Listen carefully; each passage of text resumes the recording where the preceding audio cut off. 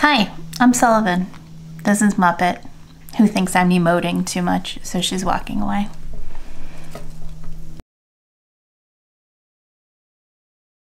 Hey guys, Sullivan Owen here. In my previous video, I showed you guys a tour of the garden beds that I've gotten finished at our house. Today is a new day because I ended up having to film that tour 2 to 7 times. No, just twice. But so today I woke up early and I cut some flowers from all around the garden and I made this flower arrangement that the cats have approved. And so stay tuned and I'm going to show you guys how I put it together. And if you love all things flora like I do, I hope you'll subscribe to the channel and be sure to hit the bell to be notified when new videos go up Mondays and Thursdays. Alright, so here we go with the cutting garden design from the end of August.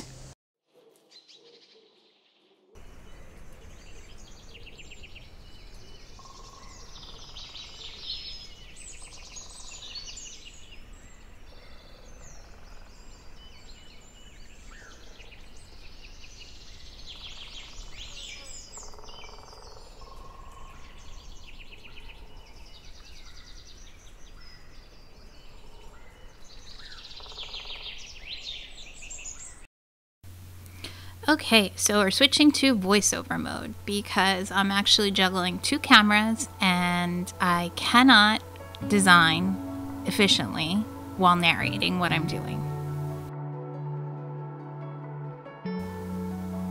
You want to begin by making a grid of waterproof tape. In this case, I'm using clear. There's also green. The green sticks better, but I didn't want to see it.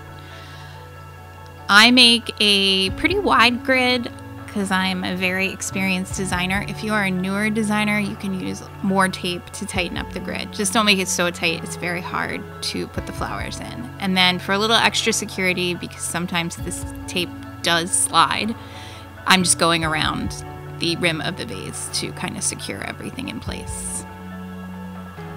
Just fill your vase with water. If you have flower food, now is the time to add it. I use a liquid food, but most bunches of flowers come with powder. Just make sure it's totally dissolved.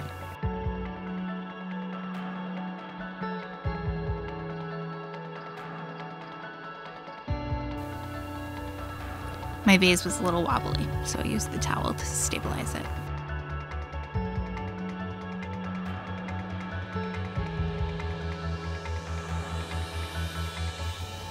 Alright, so all designs, at least in my style, start with foliage. I cut some very large pieces of greenery, so I'm going to break it down into multiple stems so I get the most out of it and also so it's a little more manageable. And then I really just start adding it in around the outside of the vase, kind of aiming the stems outward at an angle. I'm creating a grid in the base of the vase as the stems, as the vase fills in, the stems create a support system for flowers, and since I'm using some more delicate branches, the tape will also help support things. But I think the foundation of any good design is lots of foliage. I know that there was a time period where greens were not very popular, but I personally think that they make arrangements look good. I try to use 3 to 5 greenery, foliage, berry type branch elements in every project. I generally alternate between snips and a knife. I find snips are easier for woody stems or branches breaking things down, but a knife is best for most flowers. Just don't use a floral knife if you're not experienced with it. They are sharp and you will cut your thumb if you don't know what you're doing. Actually, they make thumb protectors if you want to practice.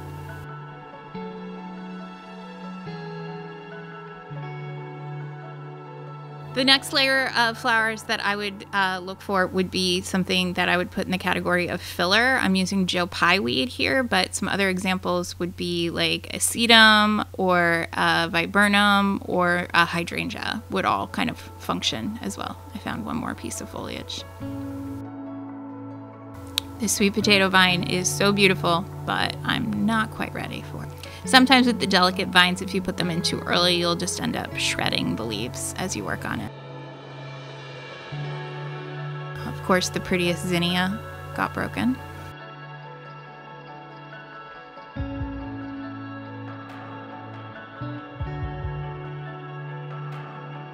I'm using the salvia as a line flower. Line flowers point the eye or point the viewer in the direction that you want them to go.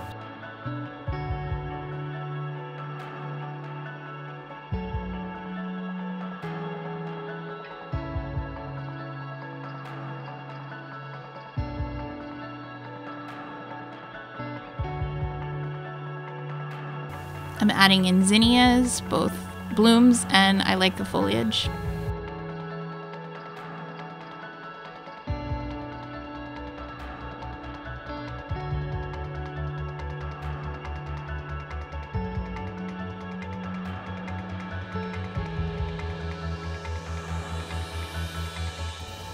I would put these little China asters in the category of a spray flower. Most common ones would be like a spray rose.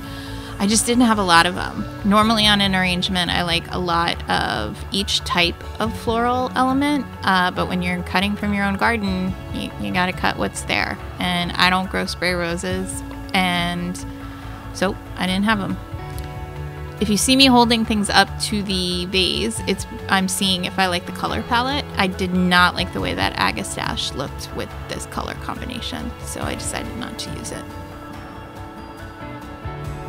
These roses were super thorny. I probably could have cut a lot more off the shrub, but I got tired of being stabbed with teeny little microscopic thorns. I'm leaving some of the foliage on, but you want to make sure you remove the foliage that's going to be in the water. Any foliage leaves that get into your water are just gonna like make the water gross.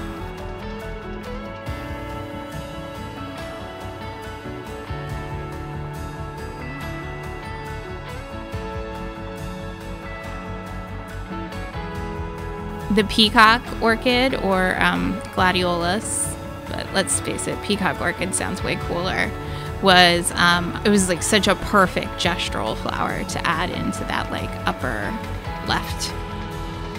And you can see, Lazy Susan or not, it's helpful to kind of turn the design as you're working on it if you're making a design that's going to be viewed from all sides.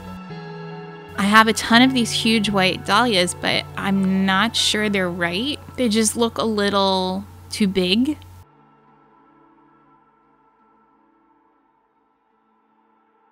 The pink dahlia is called Miss Delilah. I wish it were a slightly richer pink. It's got like a very baby spring pink to it, but it's what I had, so they're going in.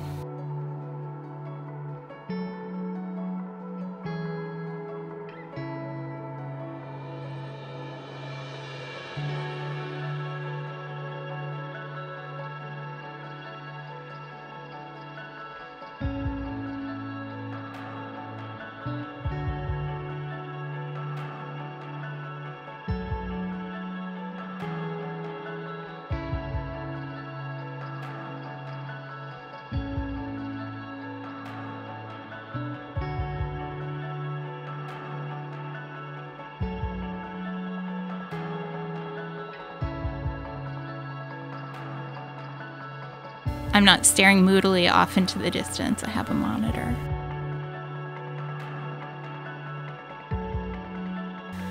All right, so I saved the sweet potato vine for the end because I wanted to do this kind of cool wrapping, twisting, kind of winding it through the design. I thought the heart-shaped leaves of the vine would be really interesting if I could put the stem in the water and then wind the rest of the body of the vine through. So you can see it's a very cool effect. And this also ended up lasting quite a while, which surprised me. I wasn't sure if it was going to cut well. So I'm making sure that there's no leaves or foliage and giving myself a long stem to insert into the bottom of the vase so it reaches the bottom, and then kind of winding the vine through and between some of the flowers. I'm glad I had this because it did make the pink of that dahlia feel like slightly more sophisticated. That dahlia did not bloom in the color that I was anticipating. Its photos online, it catfished me. Its photos online showed it to be a slightly richer, more orangey toned coral pink.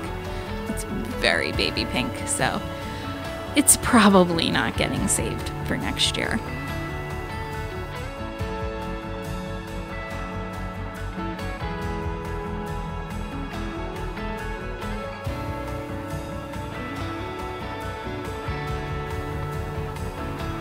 Trying to figure out where to use this last piece of vine.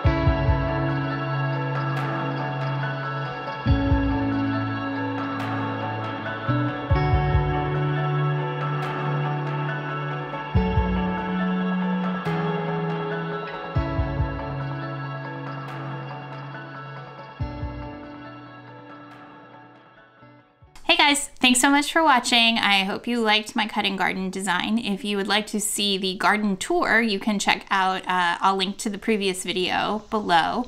And my next video is going to be me making a design with all grocery store flowers, since I know not everyone has access to the same flowers that we floral designers get. So be sure to subscribe so you can, and hit the bell so you can get notified when that video goes up. And me and the cats will see you again soon. Thanks, bye.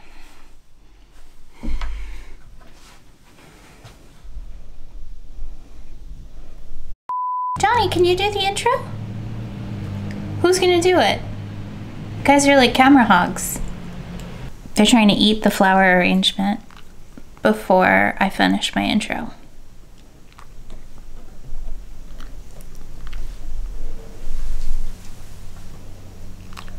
Mup. Do your intro.